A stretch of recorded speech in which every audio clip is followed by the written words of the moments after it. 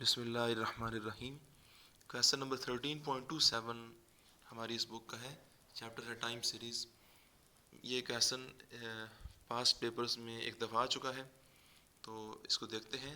Exercise के अंदर ये इस टाइप का एक ही क्वेश्चन है। यहाँ ये कह रहे हैं कि the population of a country for the years 1911 to 1971 in 10 yearly intervals in millions is 5.38 और आगे फिगर लिखे।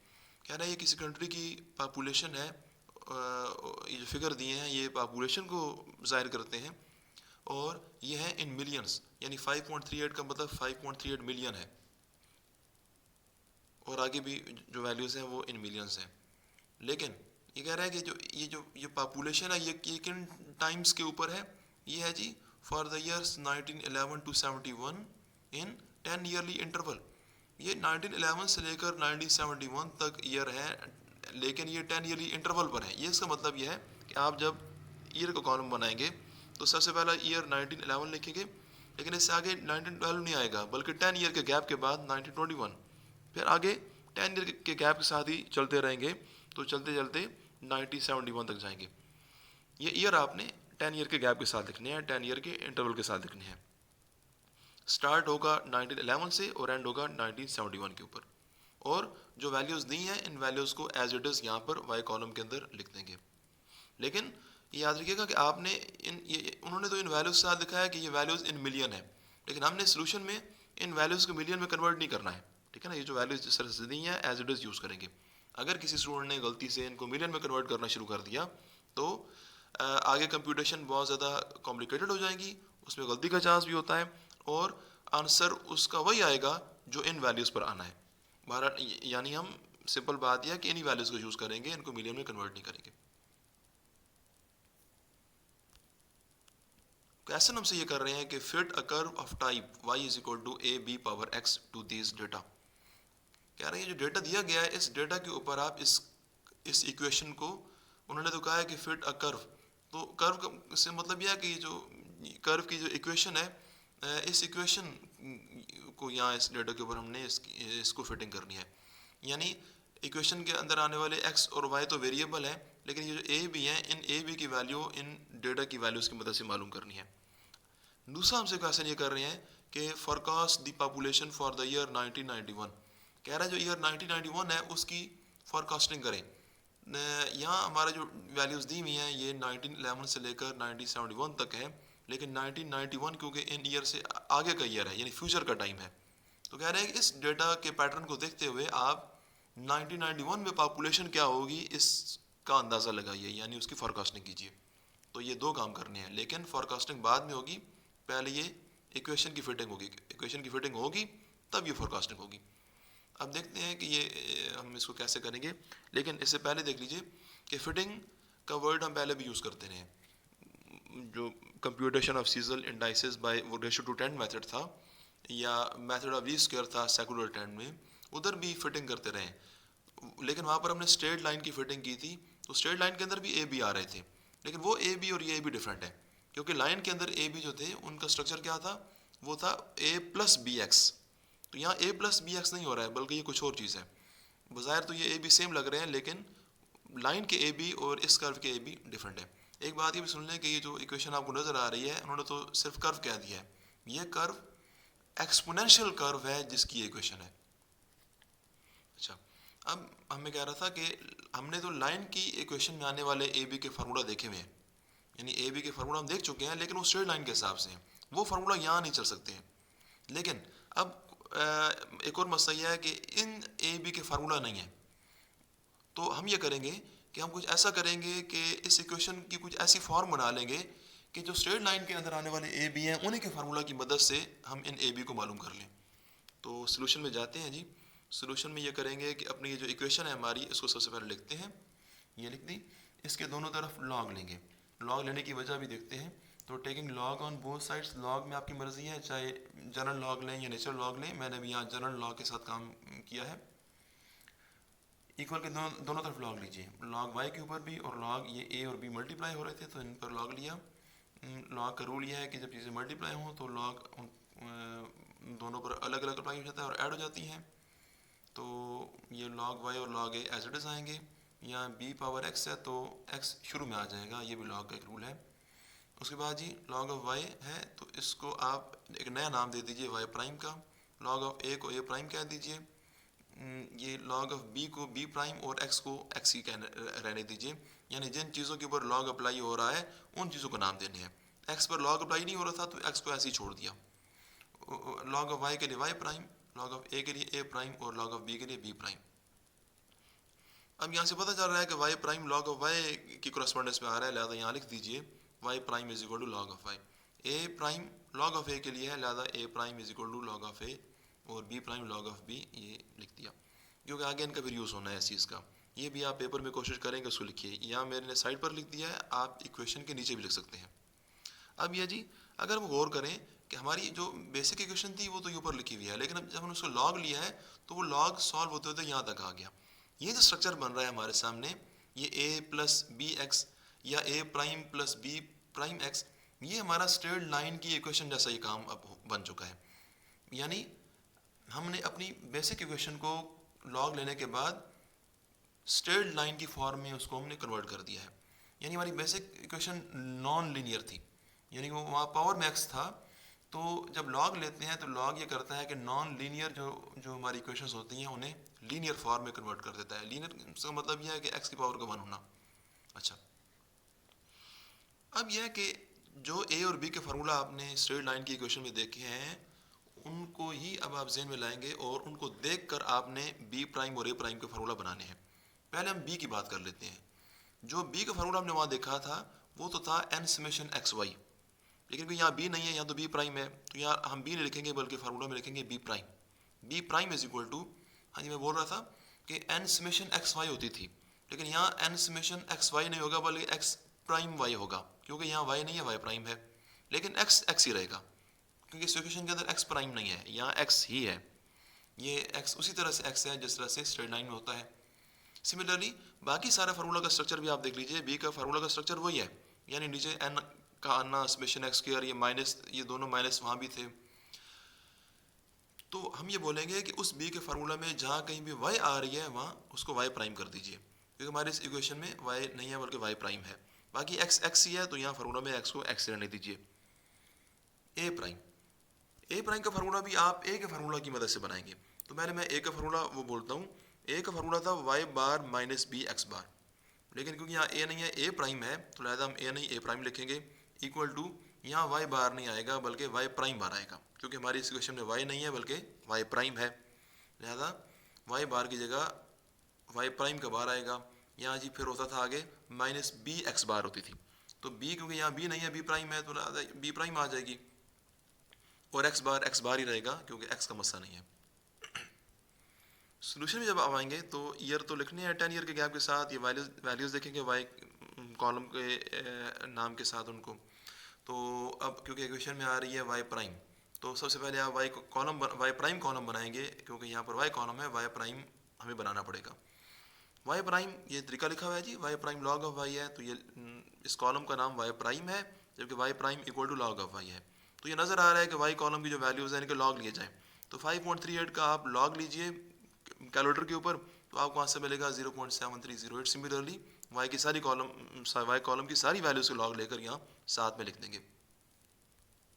इसके बाद फार्मूला में आ रही है x, तो x कॉलम हमें खुद बनाना है। ये आपको पहले पता है कि ये लीस्ट स्क्वायर मेथड में भी और जब था ये रेशियो टू 10 मेथड था तब भी हम x कॉलम बनाते थे। अब x कॉलम बनाने में आपकी मर्जी है, क्योंकि यहाँ पर हमें x का ओरिजिन बताया नहीं गया है तो हम अपनी मर्जी करेंगे और ओरिजिन को टाइम के सेंटर में ले लेते हैं, क्योंकि अगर ओरिजिन को टाइम के सेंटर में लें यानी x कॉलम का 0 वो हम वक्त के सेंटर में लें तो फिर ये होता है कि x कॉलम का सम 0 हो जाता है और काम में आसानी होती है। लिहाजा मैंने मिडिल ईयर 1941 के सामने ले लिया 0, ऊपर -1 -2 -3, नीचे +1 +2 +3 ले लिए। लेकिन आपकी बुक के अंदर जो क्वेश्चन सॉल्व किया गया है उधर शायद उन्होंने सबसे पहले ईयर के सामने 0 लिया है। तो अगर किसी स्टूडेंट ने 1911 के सामने 0 ले लिया तो यहाँ 0 लीजिए, नीचे फिर 1 +1 +2 +3 +4 ले सकते हैं। लेकिन उस सूरत में फिर x कॉलम का सम 0 नहीं बनेगा, फिर वो कोई नंबर होगा, कुछ और नंबर होगा और वो फिर उसके हिसाब से काम करेंगे। बाद में जी x स्क्वायर कॉलम बनाएंगे, क्योंकि यहाँ b के फार्मूले में x स्क्वायर आ रही है। उसके बाद आप एक्स प्राइम वाई आ रही है, ये एक्स वाई प्राइम बोले या एक्स प्राइम वाई, तो मैं तो इसे एक्स प्राइम वाई बोल रहा हूँ। तो एक्स प्राइम वाई बनाएंगे क्योंकि फार्मूले में चाहिए। तो ये एक्स कॉलम है जी, और वाई प्राइम ये वाई प्राइम है, ये वाई प्राइम और एक्स मल्टीप्लाई होकर ये कॉलम बनेगा। ये चारों कॉलम जो लास्ट वाले हैं इनका सम कीजिए, क्योंकि ये सम हमें बी के फार्मूला के लिए चाहिए। नीचे बी फार्मूले में एन आ रही है जी, एन आप ये काउंट कर लीजिए, वाई की वैल्यूज को गिन लीजिए, ईयर को नहीं की बजाय वाई को गिन लें, जरा आसानी है। यहाँ पर ये 7 वैल्यूज़ हैं, लिहाजा एन की जगह पर 7 आ जाएगा। अब जो सम मालूम किया है यहाँ बी के फार्मूला पुट कीजिए, और ए के फार्मूला भी इन्हीं सम्स की मदद से आएगा। तो इनको हमने 1 और 2 के नाम दिए हुए हैं, तो नेक्स्ट पेज के ऊपर हम बोलेंगे कि पुटिंग वैल्यूज इन 1 एंड 2। ये पुट वैल्यूज 1 2 लिखा जी, आधे में लाइन लगा लीजिए। बी प्राइम की बात कीजिए, तो बी प्राइम अभी देख लीजिए दोबारा कि दोनों एन की जगह पर 7 आएगा, बट आ गया एक्स प्राइम वाई, ये नीचे वैल्यू लिखी हुई है जी, ये यहाँ पुट हो जाएगी। समेशन एक्स स्क्वायर ये 28 यहाँ पुट हो जाएगा, माइनस के माइनस रहेंगे, लेकिन समेशन एक्स और ये नीचे का समेशन एक्स ये दोनों जीरो हो जाएंगे, क्योंकि ये जीरो है। तो दोनों जीरो होंगे तो ये माइनस के बाद सारी टर्म जीरो हो जाएंगी, लिहाजा दोनों एन की जगह 7 और ये वैल्यूज पुट करिए, तो आपको बी प्राइम का आंसर मिलेगा ये 0.1288। रह गया ए प्राइम। देखिए ए प्राइम के फार्मूले में आ रही है वाई प्राइम बार, तो वाई प्राइम बार जो बनेगी, जिस तरह वाई बार होती है समेशन वाई ओवर एन, तो वाई प्राइम बार हो जाएगी summation y prime over n. जो मीन का फार्मूला होता है अर्थमेटिक मीन का, वही फार्मूला उसी के तहत ये काम होगा, लेकिन क्योंकि यहाँ वाई नहीं है वाई प्राइम है, तो वाई प्राइम बार हो जाएगी, ये देखिए इक्वल टू में ना वाई प्राइम बार हो जाएगी summation y prime over n. वैसे तो होती है समेशन वाई ओवर एन, लेकिन क्योंकि वहाँ वाई बार होती है, लेकिन यहाँ हमारी वाई बार नहीं है बल्कि वाई प्राइम बार है, लिहाजा वाई की जगह पर वाई प्राइम आ जाएगा। फिर है जी माइनस बी एक्स बार होती थी, ये है जी ये बी प्राइम एक्स बार है, तो बी प्राइम तो बी प्राइम में रहेगा वहाँ पर, लेकिन एक्स बार में पता है कि ये होती है समेशन एक्स ओवर एन। यहाँ एक्स ओवर प्राइम नहीं लगानी, क्योंकि यहाँ एक्स बार में प्राइम नहीं है, सिर्फ एक्स है। लेकिन समेशन एक्स का मसला भैया कि समेशन एक्स यहाँ जीरो है जी, ये यहाँ जीरो आएगा तो बी को भी जीरो कर देगा। समेशन वाई प्राइम ये वैल्यू पुट कीजिए, एन की जगह 7 और ये प्राइम की वैल्यू आ गई, ये ए प्राइम और बी प्राइम आ गए, लेकिन हमारी जो मेन इक्वेशन है, जो हमारा क्वेश्चन है, वहाँ ए प्राइम बी प्राइम नहीं है, वहाँ तो ए बी है। ये ए प्राइम बी प्राइम तो हमने खुद कन्वर्ट किए हैं। अब हम ये करेंगे कि हमारा जो मकसद है ए बी, हम ए बी मालूम करते हैं, लेकिन ए बी आएंगे इन्हीं ए प्राइम और बी प्राइम की मदद से। वो कैसे आएंगे, ये जो रिलेशन लिखे है ना, ये ए प्राइम का और ये ए का रिलेशन है, यानी A prime equal to log of A है और B prime equal to log of B है। तो हम बोलेंगे कि ए प्राइम का और ए का रिलेशन है और ये बी प्राइम और बी का रिलेशन है। इन दोनों रिलेशन का यूज़ करते हुए आपने ये करना है, इन्हीं दोनों रिलेशन को यहाँ हम लिखेंगे एस करके, एक साइड पे बी का रिलेशन और एक साइड पे ए का रिलेशन लिख देंगे। अब जो बी प्राइम है वो ऊपर आ चुकी है, उसकी वैल्यू यहाँ पुट कीजिए, log of b as it is रहने दीजिए। अब ये करेंगे कि इस रिलेशन के दोनों तरफ एंटी लॉग या लॉग इन्वर्स बोल लें, तो वो लेना है आपने। तो मैंने यहाँ से लॉग इन्वर्स लिख दिया है, लॉग इन्वर्स 0.1288 का ले लिया, और जब यहाँ लॉग ऑफ बी का लॉग इन्वर्स लेंगे तो लॉग इन्वर्स और लॉग आपस में कैंसिल हो जाएंगे, सिर्फ बी बचेगी। कैलकुलेटर के ऊपर आप शिफ्ट लॉग करेंगे, शिफ्ट और जो जनरल लॉग का बटन है वो दबाएंगे, क्योंकि हमने यहाँ वाई कॉलम में जनरल लॉग की मदद से काम स्टार्ट किया था। अगर किसी स्टूडेंट ने यहाँ नेचुरल लॉग लेकर ये काम किया, ये कॉलम बनाया, तो फिर उसे यहाँ पर भी नेचुरल लॉग लेना पड़ेगा। अच्छा, शिफ्ट लॉग करेंगे, शिफ्ट लॉग करके तो 0.1288 लिखिए, इक्वल करिए, आपको ये आंसर मिलेगा 1.345। क्योंकि ये जो लॉग इनवर्स ये सारी चीज़ बी की इक्वल थी, तो मैंने ये किया कि बी को एक ही बार यहाँ लेफ्ट साइड पर ले आया और एक बी इक्वल टू करके ये कांस्टेंट इधर ले गए। A prime log of y log of a, इसके साथ भी ऐसी है जी कि ए प्राइम की वैल्यू पुट कीजिए, दोनों तरफ लॉग इनवर्स लीजिए, लॉग इनवर्स ऑफ 1.1149 लीजिए, तो आपको आंसर मिलेगा 13.03। यानी ये लॉग इनवर्स या शिफ्ट लॉग इस चीज़ का ब्रैकेट में लिखी हुई चीज़ का वो 13.03 होती है। तो हम इसको एक इक्वल यहाँ लिख देंगे। अब ए बी आ चुके हैं, लेकिन ये ए बी कहाँ से है, ये ए प्राइम और बी प्राइम की मदद से ही आए हैं। तो पहले आपने ए प्राइम बी प्राइम मालूम करने हैं, फिर इन रिलेशन की मदद से ए बी निकाल लेने हैं। जब ये ए बी आ जाएंगे तो आपको पता है कि लाइन की तरह ही आपने ये करना है कि ए बी के आंसर जो आए हैं ये अपनी रिक्वायर्ड इक्वेशन के अंदर यहाँ ए बी की जगह पुट कर दें। लेकिन फिर जब पुट करेंगे तो यहाँ वाई के ऊपर हैट लगा देंगे। ये हमने लिखा है जी, hence the required fitted curve is y hat is equal to, ये ए की वैल्यू है इनटू ये बी की वैल्यू और पावर में एक्स रहेगा, क्योंकि हमारी उस इक्वेशन जो रिलेशन हमसे कहा गया फिटिंग के लिए उसमें एक्स पावर में है। लेकिन जब ये इक्वेशन मालूम कर लेंगे तो इसके सामने आपने याद से ये ओरिजिन का हवाला देना है, क्योंकि मैंने भी कहा है कि ओरिजिन आप 1911 पे भी ले सकते हैं, मैंने ओरिजिन 1941 पे लिया है, एक्स कॉलम का 0 मैंने 41 पे लिया है, तो मुझे ये चाहिए कि मैं यहाँ लिख भी दूँ। अव्वल तो वहाँ नज़र भी आ रहा है काम में कि हमने ओरिजिन यहाँ 1941 पे लिया हुआ है, लेकिन कोशिश करें कि इक्वेशन के साथ लिख भी दें कि जी ओरिजिन एट 1941, यानी ये इक्वेशन हमारी ये किस हिसाब से है, ये ओरिजिन हमारा 41 के हिसाब से है। दूसरी बात, ये unit of x is 10 year, ये क्या है, ये मतलब ये है कि x का एक यूनिट 10 ईयर के बराबर है। उसकी वजह यह है कि x का एक यूनिट यानी x में एक की चेंज लाना, ये x में 2 से 3 1 की चेंज आती है, तो फिर ईयर में 10 की चेंज आ रही है, 10 ईयर की चेंज आती है, 61 से 71 10 ईयर की चेंज है, जबकि x में 1 की चेंज है। तो 1 में चेंज होने को हम ये कह रहे हैं कि unit of x is 1 year, यानी x का एक यूनिट, यूनिट कहते हैं एक को, तो यूनिट ऑफ x यानी x का एक क्या है जी, वो 10 ईयर के बराबर है। अगर किसी स्टूडेंट ने ओरिजिन 1911 पे लिया तो उसको चाहिए कि अपनी इक्वेशन में यहाँ पर आखिर में लिखेंगे ओरिजिन एट 1911।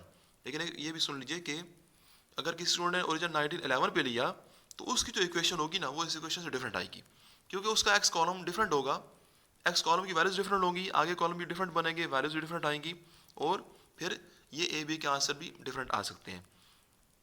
लेकिन दोनों काम ठीक समझे जाएंगे। पेपर में अगर पाबंदी लगा दें तो जिस तरह पेपर में कहा जाएगा उस तरह से करना पड़ेगा, अगर पाबंदी ना लगाएं तो फिर आपकी मर्जी है, जैसे करें। नेक्स्ट काम था हमारा फॉरकास्ट ऑफ पॉपुलेशन एट 1991। ठीक है, आप 1991 के ऊपर पॉपुलेशन को फॉरकास्ट कीजिए। देखिए 1991 यहाँ पर है नहीं, लेकिन हमने ये करना है कि ईयर में देखना है कि 1991 आता कहाँ पर है। अगर ये 19 मैं आखिरी 3 पढ़ता हूँ, 51 के बाद 61, 61 के बाद 71, उसके बाद आएगी 81, और 81 के बाद आएगा 91, यानी ऐसे ईयर में ये एक वैल्यू छोड़कर आगे आनी है। तो एक्स का पैटर्न भी देखिए, आप ईयर को भी साथ बढ़ाइए और साथ में एक्स को भी बढ़ाइए। ये फिर 1 से 2, 2 से 3, 3 से नीचे आएगा 4, 4 से आएगा 5।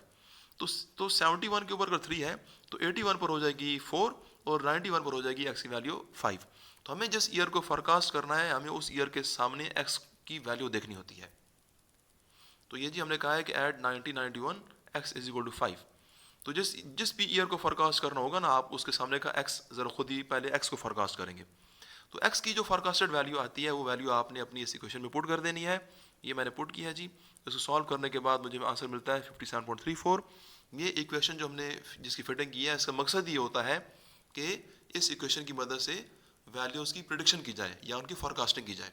लेकिन ये फोरकास्टिंग होती है एक्स की मदद से। एक्स की जगह वो वैल्यू पुट करनी है जो आपके उस ईयर की बनती है जिस ईयर की आप फोरकास्टिंग करना चाहते हैं। तो अभी जब 5 पुट किया तो ये आ रहा है 57.34।